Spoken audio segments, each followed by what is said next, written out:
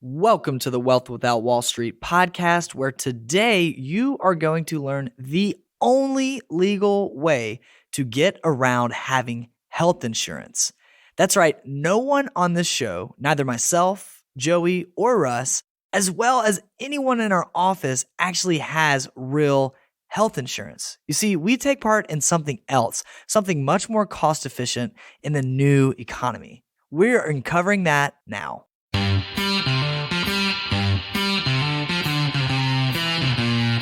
Welcome to the Wealth Without Wall Street podcast, your guide to understanding how to get out of the Wall Street rat race and start your own mailbox money lifestyle. Now, don't let the handsome Southern draws fool you. These financial minds are teaching our country to enhance savings, increase cash flow, and create passive income, all without the help of Wall Street. Are you ready to break through? Here are your hosts, Russ Morgan, Joey Murray, and Will DeShazer. Wealth Without Wall Street, you're in for a treat today because we're about to uncover some of the secret tips and really the one tool that allows us to get around the Wall Street mandate, that is health insurance. The Unaffordable Health Care Act, right? The Unaffordable Health Care Act. I'm sitting here with the idea guy, Russ Morgan, and that is now what you're officially going by. And I love that because we had an open house here that was almost a year ago. At our office space here. And someone so beautifully and eloquently drew the idea guy on your glass. And I think it fits you perfectly. Well, I tend to come up with ideas. I need somebody like you two to help follow through on those ideas. But I love ideas. Thank you. So speaking of the second person in the room, we've got Joey, the Italian stallion Murray. Hello. How are you? Well, we just got out of a workout class, by the way. It is a Monday. It's rare that we record our podcast show on a Monday, but Joey's working on Mondays and Wednesdays. Hey, I went without all you guys, and I will tell you, I was excited. There was actually two other guys in the class with me, so I wasn't the only dude in the class, which has happened. It has happened, and it is a little bit demoralizing. And for everybody listening that doesn't get a chance to see him, he got his fresh cut. Yeah. I mean, It was time. Earlier, you said something that really kind of got under the skin of the stallion about a new mandate that's passed. We're here in Birmingham, Alabama. Those of you that don't know, we do ride in cars and automobiles. We do not have horses taking us everywhere. And now within our automobiles, which I'm sure that this is a law in a lot of other places. Yeah. We've gone hands-free. You're hands-free. And that means that you don't drive the car drives itself. Which is actually an idea all of itself. The Tesla will take over the world, and ultimately health insurance or car insurance in that regard will end up going up for everybody who's not hands-free. But yes, we no longer can hold our cell phones in the car at any point in time unless you are parked. So no more like checking Facebook, updating Twitter, whatever you're doing.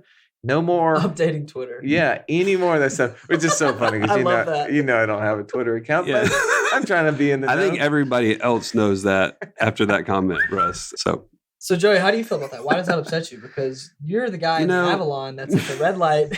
Surely your Avi is Bluetooth compatible, bro. Here's the one thing I got going for me. Okay, it is going to be rare that a cop is going to look in an Avalon to catch anybody on a cell phone. Okay. That generation does not have a cell phone. I'm just calling in my prescription medicine. Yeah. I'm flying under the radar. You're going to be like, look, I'm trying to find the old person who lost his car. Sir, did you steal this Avalon? That's great. Yeah. I mean, it is kind of frustrating to me, but my daughter, who's 12, asked me this question the other day. Daddy, do you think this is going to make us safer? And I always think back to all the different laws and adjustments that have been made over time in an effort to make things better. I mean, you think about the war on poverty, right? That was started back in the 70s. Now we're ever more, homeless population, the unemployment, all of that stuff has skyrocketed. The idea of, the post office. The post office is the worst example that you can possibly have of the government trying to solve a problem and making it worse. I mean, nobody depends on the USPS anymore.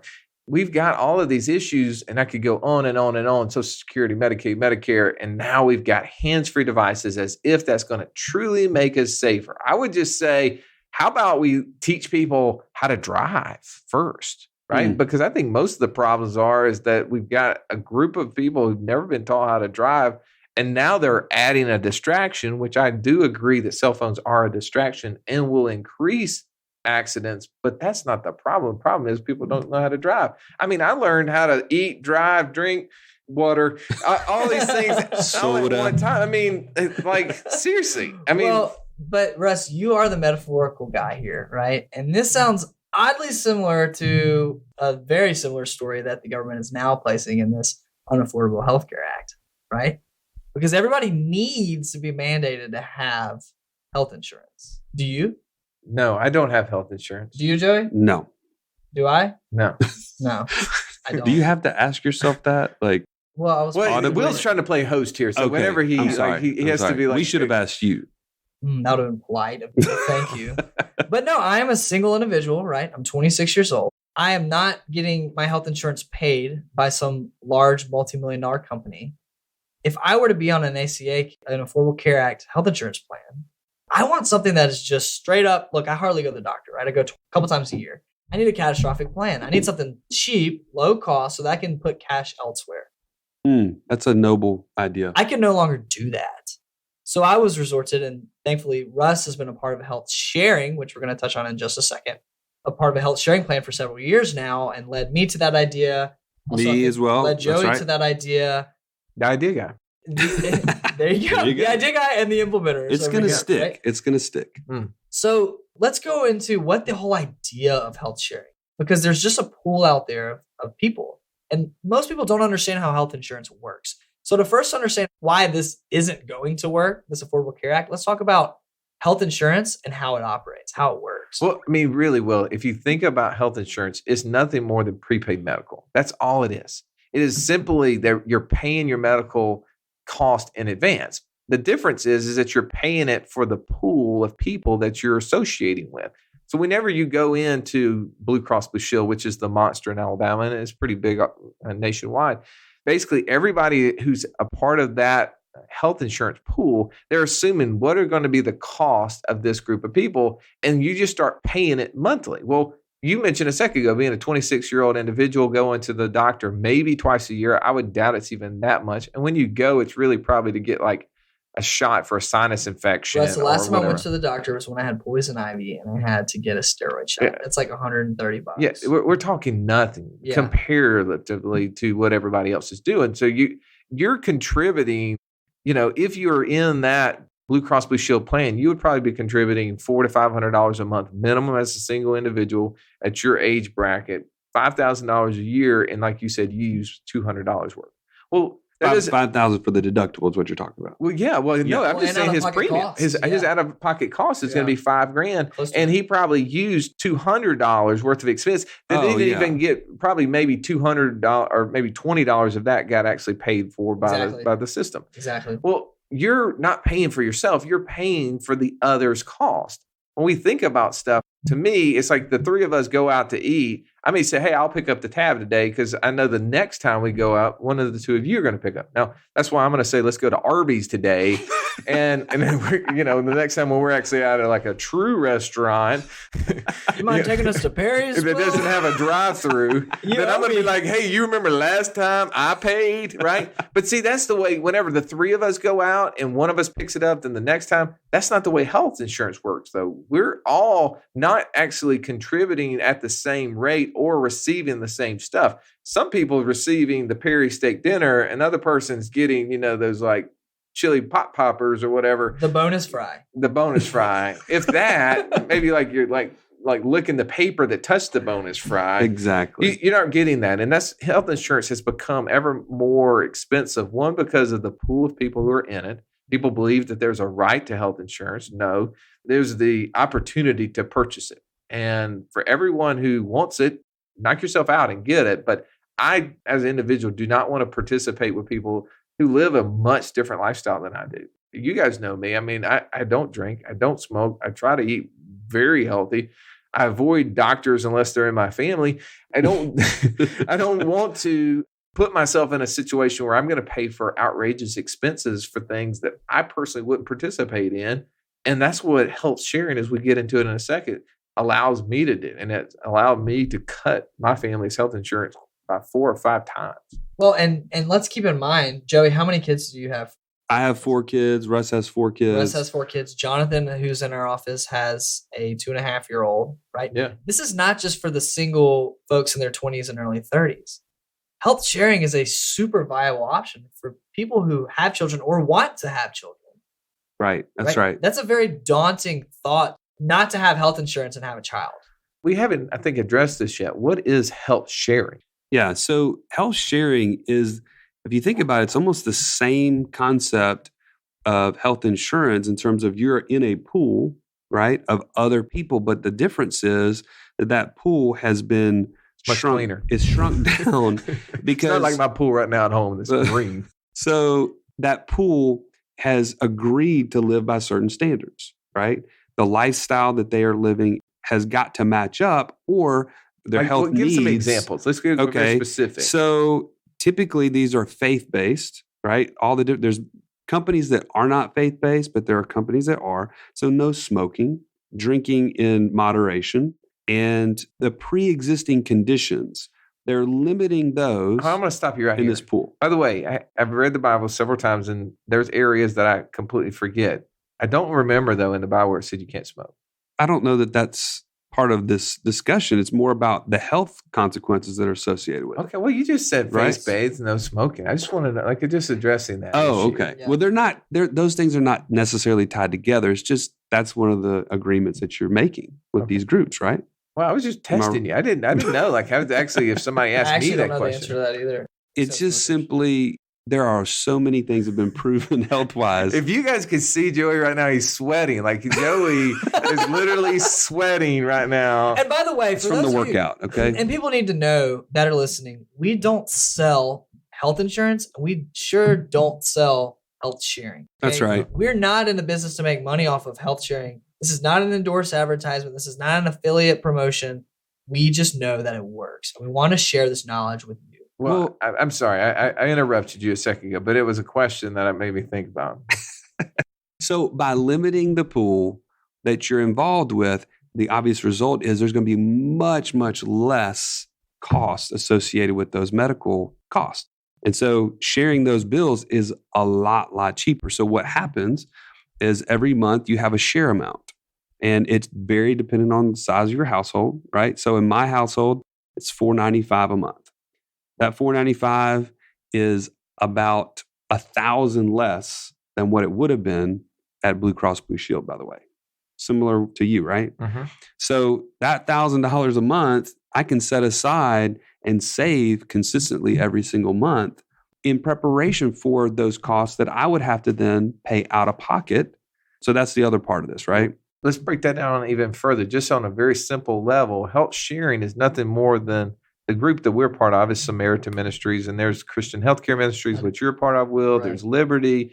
There's MediShare. There's all sort of different ones. And these things have been around for 20, 30 years now. These aren't brand new. People think, Right. that, this is something, don't talk about it because this is going to go viral and the Congress is going to shut it down. This is something that's been around for a long time. And not to mention, it's something that's filling a gap that the government isn't. So I really don't believe that if we get this out wide, that this is going to be something the government's going to attack.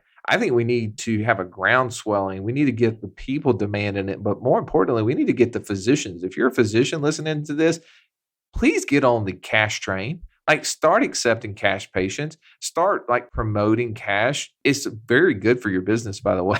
It eliminates the need to have to file claims and go through the rigmarole that it is the accounting nightmare in medical offices. I can speak to that because my wife's a dentist. My brother-in-law is a orthopedic surgeon. We talk about this constantly. But the general gist of this is you have in Samaritan, we've got 60,000 families that have joined this. So we have a large group of people who are agreeing to share the expenses. And that pool of people live in this specific lifestyle. They just take what are the expenses of this group every single year, and they divide that by the different groupings, whether your family of more than two, if you are a single individual or you're just married, it doesn't matter the age. And then that's how it gets distributed. So as you said, our share price is $495 a month, which, by the way, has been less than that several times this year, because anytime the experience of the company of Samaritan, they actually receive less expenses for that month than they receive shares or what the current share rate would be. then They lower it. Yeah, they lower it, and they tell you, hey, by the way, your share cost is 5% lower, 6% lower this month, which I think is pretty awesome. I've never had my insurance, when I did have health insurance, come back and say, hey, your premium has dropped. Yeah. Never, Actually, I right. think Birmingham was like, 73% higher from 2016 Year over year. 2016 year over year. Yeah. Well, That's that's right. the reason we're talking about it, because you're probably experiencing 100, 200% in some areas. Yeah. And it goes back to, this is something that, is not typical, but it's been going on for a long time, and very successful people are using this to basically take care of their health needs, share expenses with other people, because it is prepaid medical, but I want to prepay my medical with people who are agreeing to live a healthier lifestyle. That means they're not going to take illicit drugs. They're not going to have sex out of marriage, or whatever those limits that the group puts on you. And so the issues that deal with all of those things are at least eliminated. Doesn't mean that we don't have people in our family who have health issues. I mean, my father-in-law has had eye surgery. My nephew has had an eye issue himself. And my sister-in-law, they've had 3 kids on this health sharing. I mean, the costs are still there, but they're just more in line with not all of these things that could be avoided.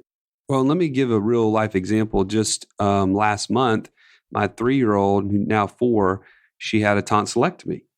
It was recommended by the doctor. She kept having issues getting sinus infections, and she also was having some trouble with breathing at night and stuff. And so they said, hey, we need a tonsillectomy.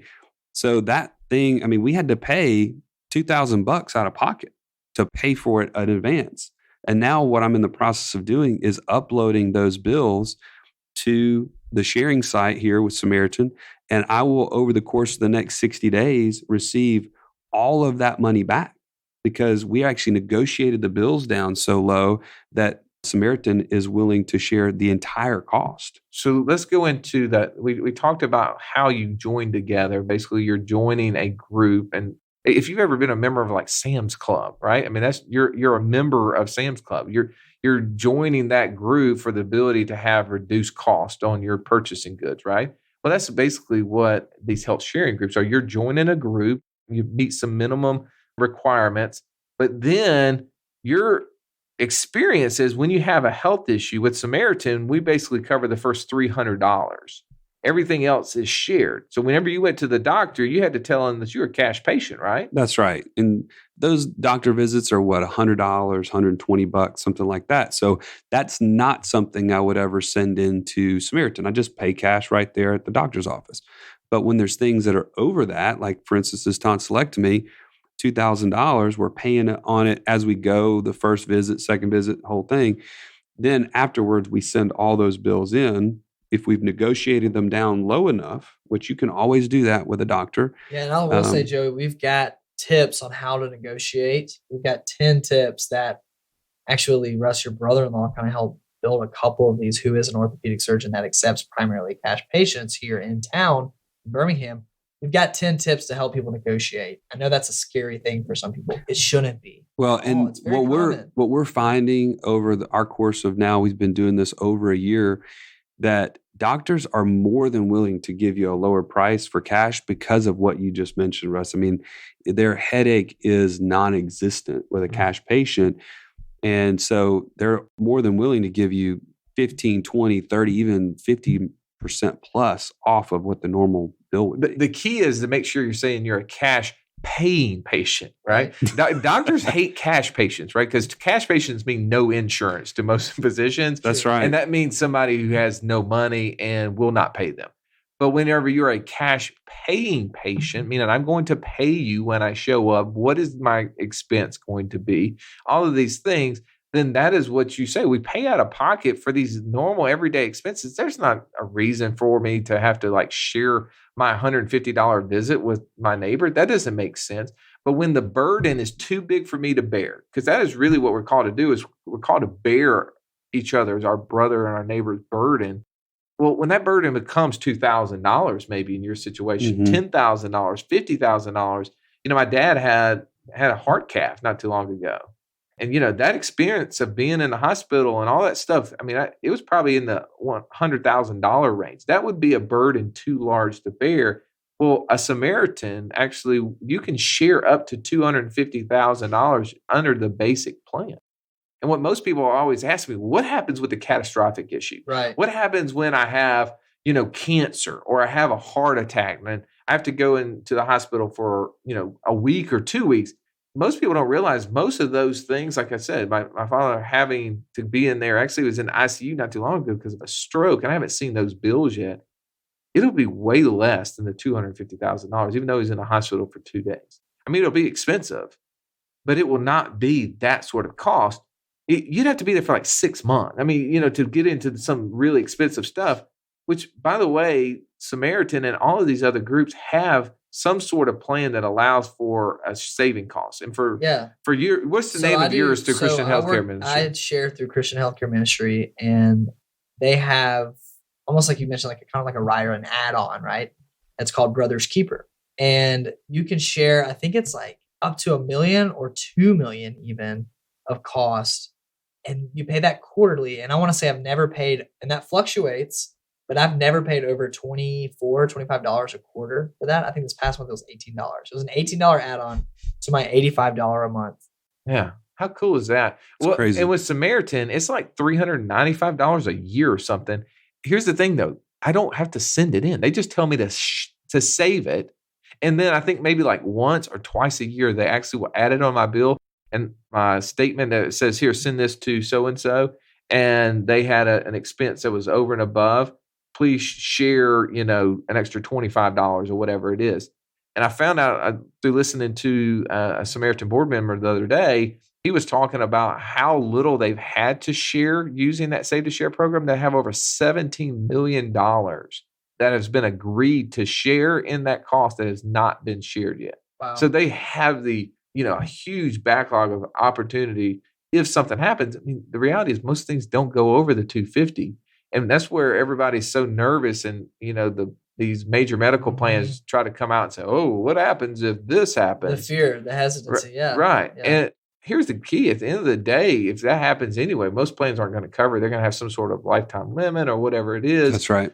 And who better to be bearing that burden than your fellow neighbor in a plan that's already agreeing to do it? Well, and look, this is something that is so against the grain, right? Not everyone is pushing this.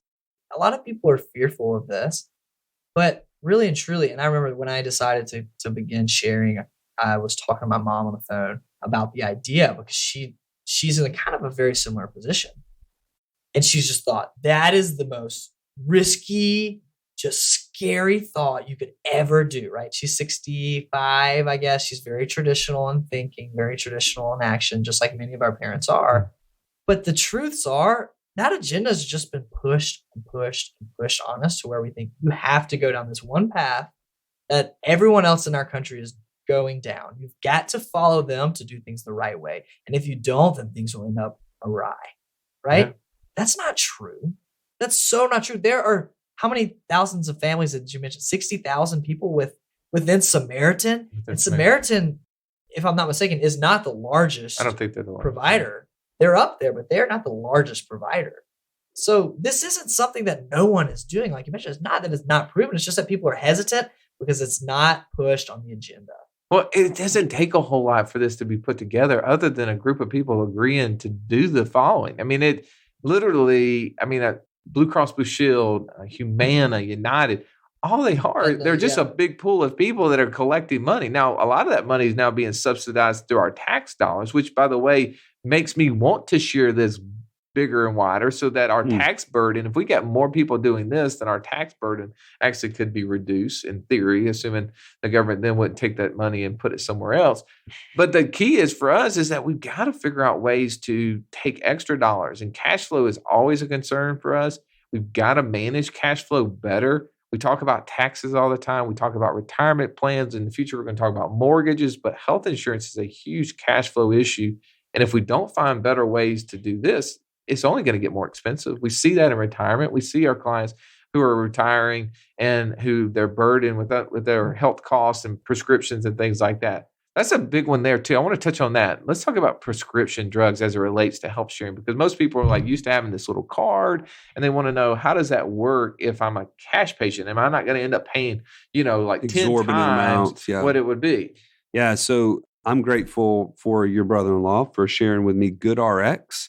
It's a app that you can go on and search any of the drugs that you regularly get, and they will tell you the locations around you where you can get the lowest cost for those cash prescriptions. So when I made the transition, most people don't know this about me, but I have a pretty serious health issue that I already know is not going to be covered under some of these pre-existing conditions, by the way.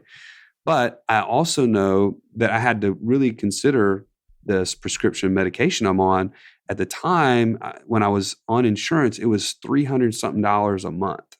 That was under insurance. And you were paying for it, or I was paying that with the insurance. You had insurance. Wow. So until I hit a deductible, which was never, and then on top of the whatever $1,000 that you're paying for the premium. Exactly. Yeah. So when I made the transition to this and started looking that up on GoodRx, I actually pay $80 a month now because I pay directly cash. Is that not ridiculous to y'all? I mean, the system's so convoluted. I buy a 90-day supply now for less than I did 1 month while I was on insurance. Which, by the way, you don't have to be using health sharing in order to take advantage of GoodRx. So if you're buying medication, go to goodrx.com. What a great way. And the bigger the people that are using that, the more demand we can create, and we can ultimately drive down the price through that. That's a wonderful thing. And most people don't understand. That's like with Samaritan, if we have a claim, the drugs that go along with, for instance, the anesthesia and any sort of follow-up drugs your daughter had to have, that was a part of that whole share, and they do it for the first 4 months. But then any long-term drugs that you're taking for any illnesses and stuff, then that's not a non-shareable thing. But through things like GoodRx, you're able to really reduce those costs a ton. Right. The big thing that we run into every day, Russ, is this is a huge burden for especially self-employed folks that we're helping, contractors, realtors, builders, dentists. I mean, you name it. Anybody that's running their own business, they are getting crushed under these huge premiums and deductibles.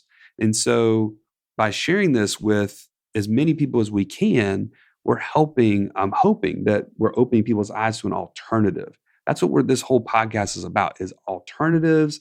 We've talked about to Wall Street, but this is kind of related, right? It's an alternative to a burdensome cost. It's almost like a tax. You think about it, right? It is a tax. I mean, if you compare your dollars from 10 years ago to what they are today, you've had to allocate so much more to medical expense or the cost to have insurance. Really, the premiums and the deductibles are so outrageous comparatively that it's really cutting down how much you have left over. Well, and let's talk, speaking of the tax, a lot of people are going to say, but you have to have health insurance.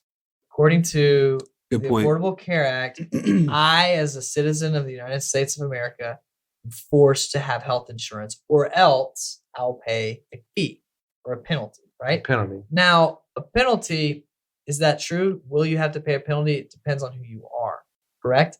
So that penalty is only held back from a tax refund, correct? That's my understanding. Yeah, the way it works is the enforcement of it is not like they don't come after you. They're not going to seize assets that you have, and like they would if you had back taxes or something. The only way they can enforce this is that they actually can withhold any refund. Right. And that's laughable. If you're an entrepreneur, business owner, like there's no such thing. That word left us, a long time ago, refund. And by the way, even if you're not an entrepreneur, business owner, and you're receiving a refund, go back and figure out a way to not get a refund, because all that means is that you're giving them too much money every year. Get it to a point where you actually pay them every single time, no matter what, pay them, because that means you gave them money at the last possible second. You got to keep it for as long as possible. We had that conversation when you were still working in a company and you were getting such a large refund. Oh my gosh. Yeah. I mean, to the tune of $25,000 a year that I was like, really?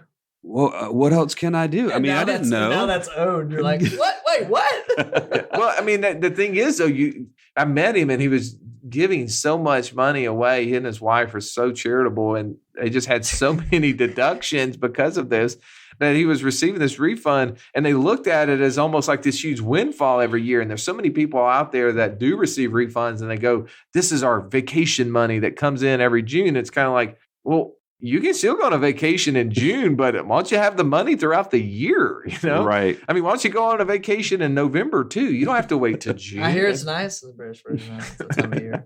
I don't know, but all I'm saying is that the idea of us having a tax or whatever, and every one of these health sharing plans are actually exempt, by the way. That's right. That's a big key, is that because you're participating in health sharing, there's actually a form that you will fill out that actually shows you're an exempt member from that Affordable Health Care And it's Act. not some kind of crazy detailed form. It's literally like a box and maybe a couple of other things. Yeah, it's really easy. So it's not like we're gambling on this thing, hoping that they don't come back after us.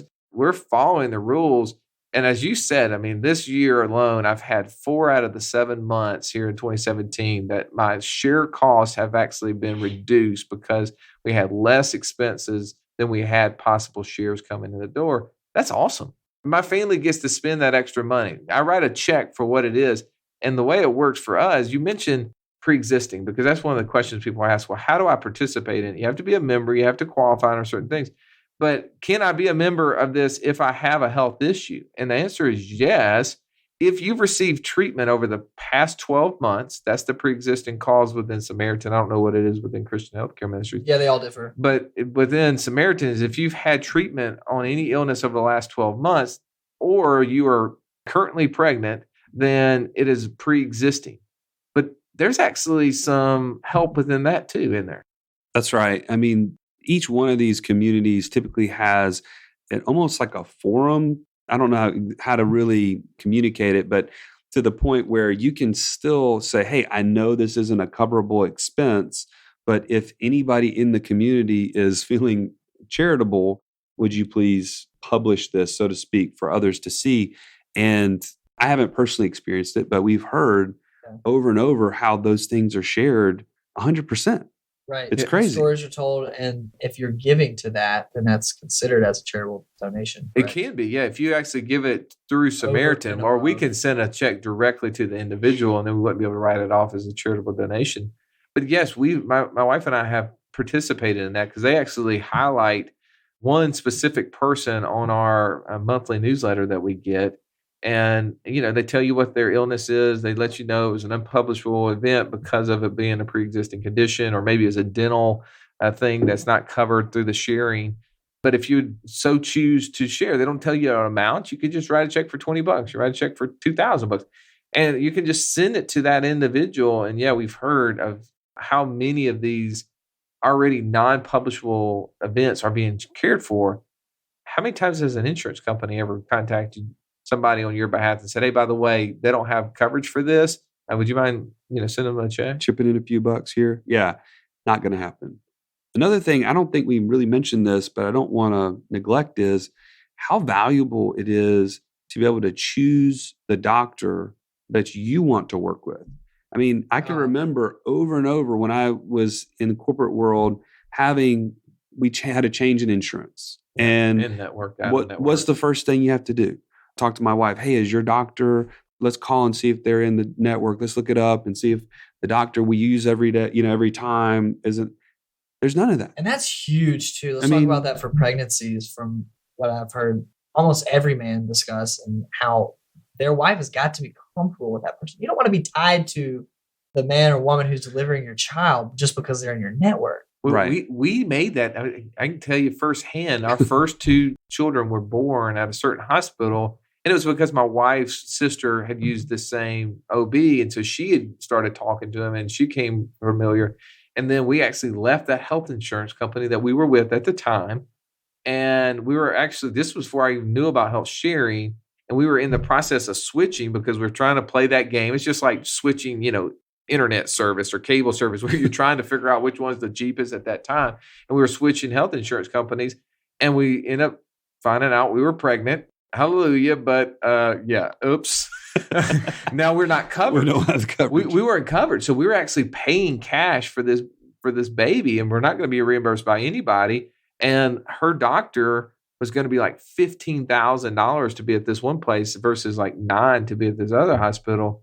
And she was like, oh man, what do we do? And at the time, she was just out of dental school, and still the burden of everything was a little heavy, and we ended up changing, and she didn't like it at first. I think afterwards she was glad. She really started relating to her new OB. But yeah, it's that decision. You're having to make a financial decision for things like that is really tough.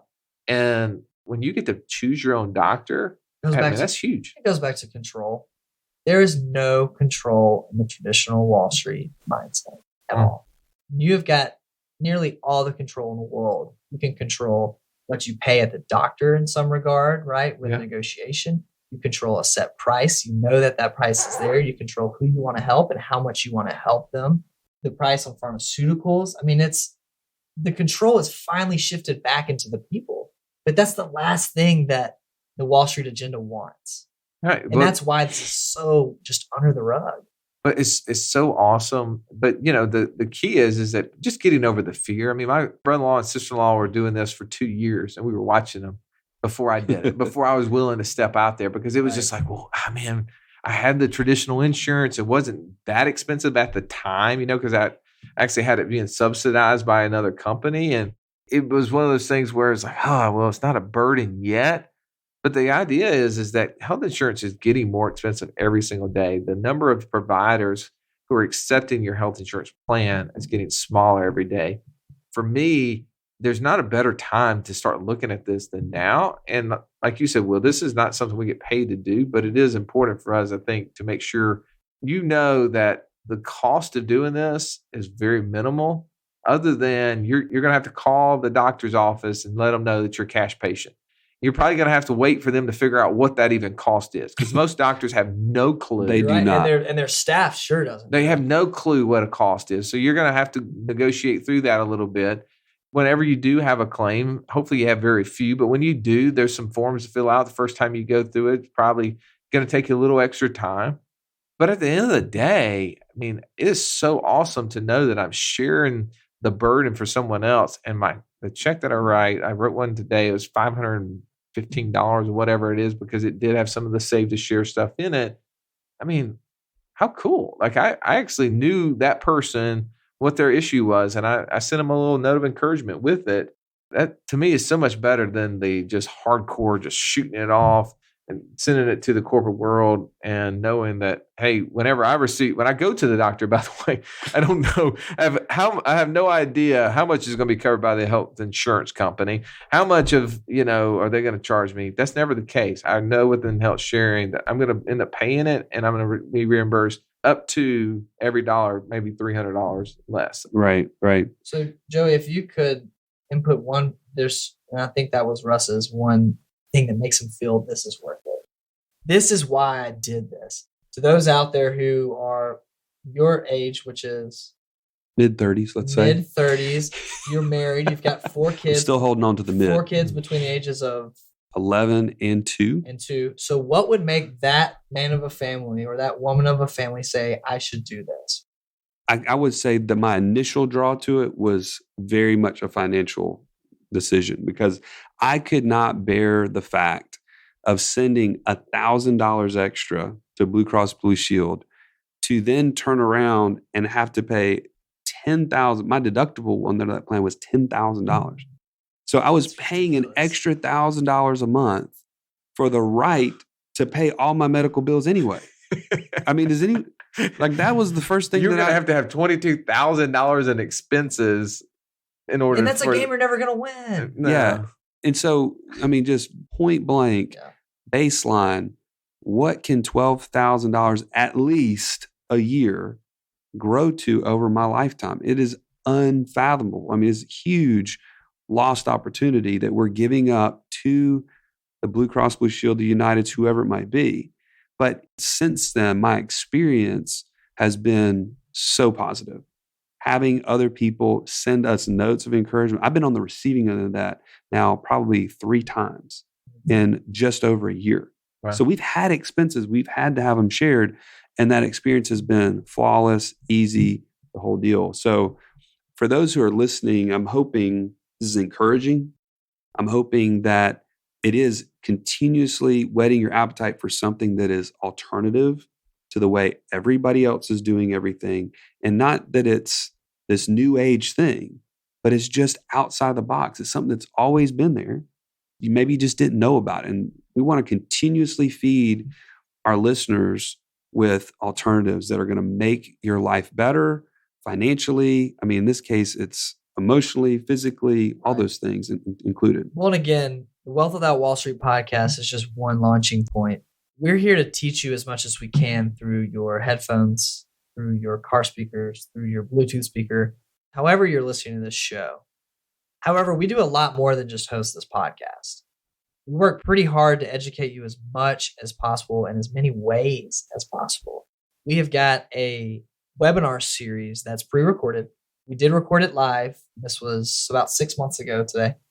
We did record it live. We had a whole bunch of people on there. We taught tons of people, had some really, really, really great feedback. It's a 3-part series. If I remember correctly, Russ, we intro the subject matter a little bit. We compare some companies in there. We even have a Q&A with a representative of one of the companies who I believe was on the board at one point of that company, as well as your brother-in-law, who is a cash accepting physician. So there are all sorts of ways to learn about this, and we're your provider. Check out the show notes below this. You're going to learn everything you need to know about where to go to get access to that webinar. It's free, by the way. That's pretty strong that we spent how many hours? Yeah. Too many hours. A lot. Doing that for you. But really and truly, this show is about building a lifestyle and building wealth without Wall Street. And that's why we're here bringing it to you today. So any final thoughts for us, Joey? I'm just thankful that we get to share such a great idea, and don't be afraid to look up on the show notes, the different companies, and reach out to us with a comment, a question. Yeah. Thank you guys for listening. Awesome. We'll tune in next week. This has been the Wealth Without Wall Street podcast. Don't forget to subscribe to the show to break free of the Wall Street mindset and begin building wealth on your terms in places you understand so that your wealth will never run dry. See you next episode.